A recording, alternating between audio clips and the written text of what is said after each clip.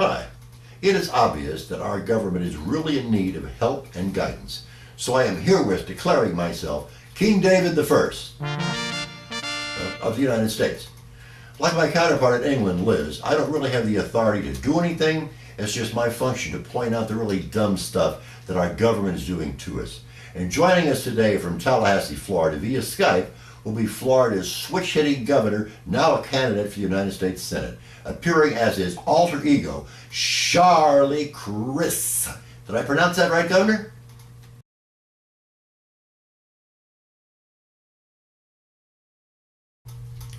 Yes, Your Majesty, it's pronounced exactly like it's spelled. Shharleee.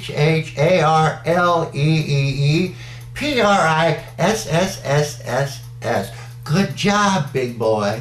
But I'm much more than just a politician. I'm also a whore. A what?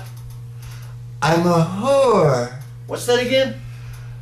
I am a whore. I'm also a whore. One more time. I'm a whore. Oh, right. I should have known. In fact, everybody should have figured that out about you, Inspector the Defector, by now. But you got married in the governor's mansion, didn't you? Oh, yes, Your Imperialness. I'll never forget that day. After the ceremony, we went up to her room.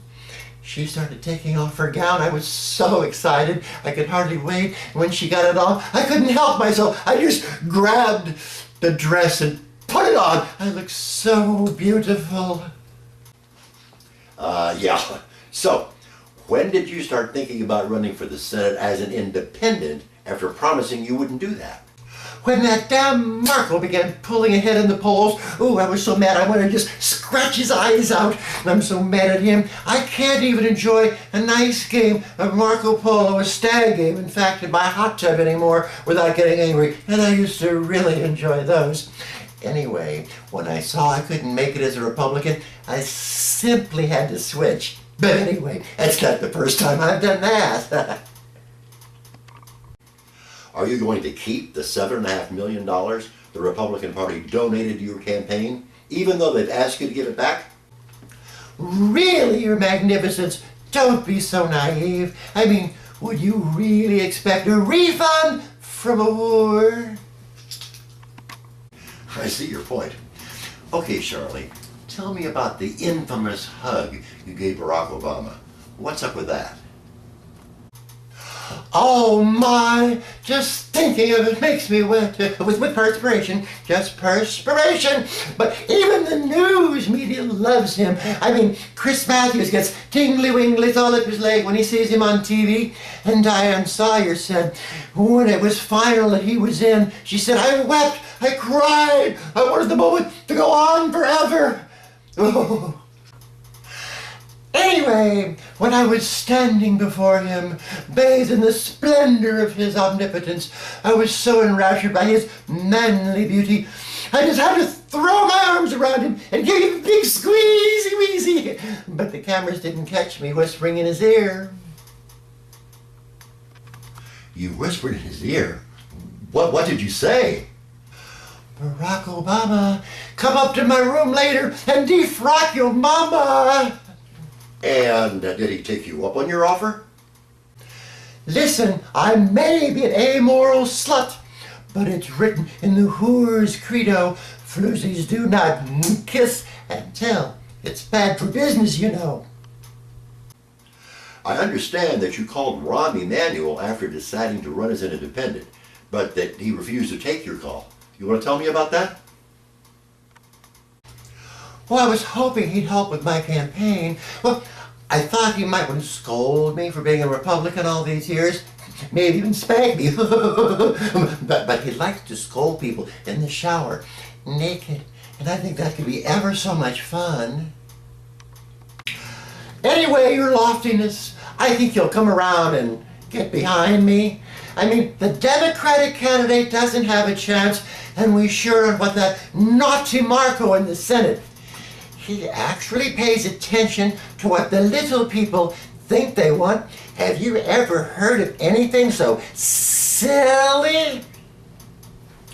You know, it might surprise you to know that I do think our elected officials should carry out their campaign promises and do the will of their constituents.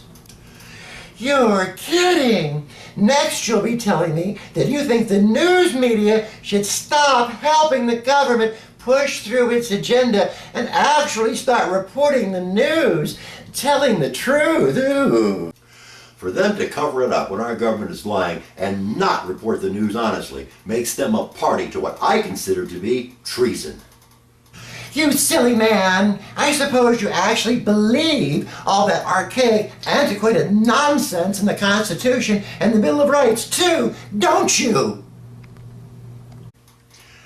I sure do. It's what's made us the greatest nation in the world, in the history of the world. And as King of these United States, I do hereby swear to defend our Constitution from all enemies, foreign and domestic. Now, it looks to me right now like we've got a lot more to fear from our own government than from all our foreign enemies combined. Well, paddle my fanny and call me Rosie. Well, that's all the time we have for today.